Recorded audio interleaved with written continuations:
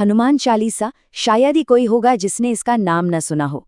ये हिंदू परंपरा के सबसे मशहूर और शक्तिशाली स्तोत्रों में से एक है जो भगवान हनुमान को समर्पित है। तो चलिए आज इसी पर गहराई से बात करते हैं। तो सवाल ये उठता है कि आखिर ये 40 छंदों की प्रार्थना है क्या? इसका पाठ करने से हमें क्या पता चलता है? चलिए इसी को समझते हैं। तो देखिए, हनुमान चालीसा असल में 16वीं सदी में कवि तुलसीदास जी ने लिखी थी।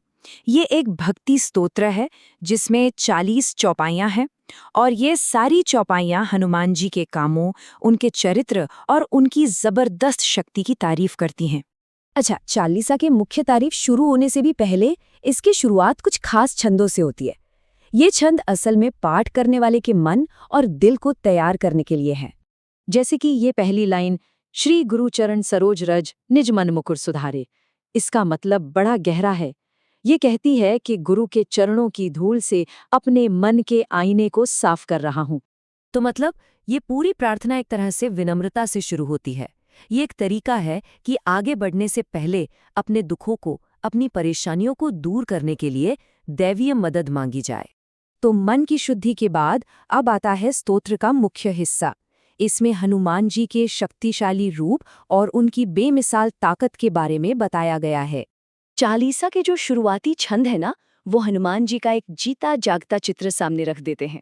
उनका सुनहरा रंग, जिसे कांचन बरन कहा गया है, खूबसूरत कपड़े और कानों में कुंडल, हाथ में गदा और ध्वजा, मतलब हाथ वज्र और ध्वजा, और कंधे पर पवित्र धागा यानी कांधे मूंज जनेऊ साजे।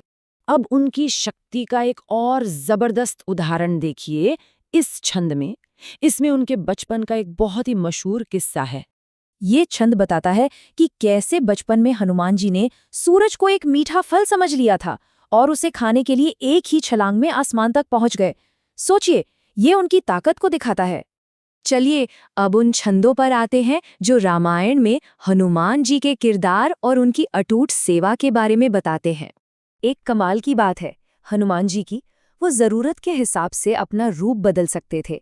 जैसे चालीसा में जिक्र है कि जब उन्हें लंका में सीता जी के पास जाना था तो उन्होंने सूक्ष्म रूप यानी बहुत छोटा रूप ले लिया। फिर जब लंका में आग लगानी थी तो विकट रूप यानी डरावना रूप धारण कर लिया, और राक्षसों से लड़ने के लिए तो विशाल रूप। उनकी सेवा का एक और बहुत बड़ा पल इस छंद में नजर आता है। ये वो हिस्सा है जहां वो लक्ष्मण जी की जान बचाते हैं।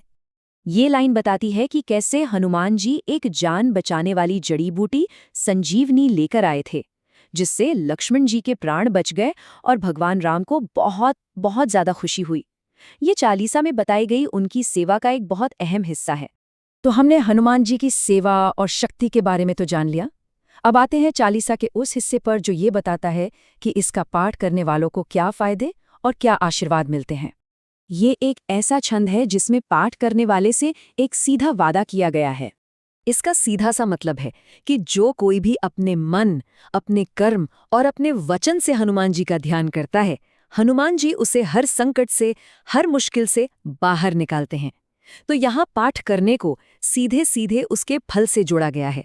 और भी कई फायदे बताए गए हैं। जैसे चालीसा में छंद आते हैं, नासे रोग हरे सब पीरा या भूत पिशाच निकट नहीं आवे। इनमें दावा किया गया है कि इसका पाठ करने से बीमारियां खत्म हो सकती हैं, सारे दर्द दूर हो सकते हैं और यहाँ तक कि भूत प्रेत और बुरी आत्माओं से भी रक्षा होती है।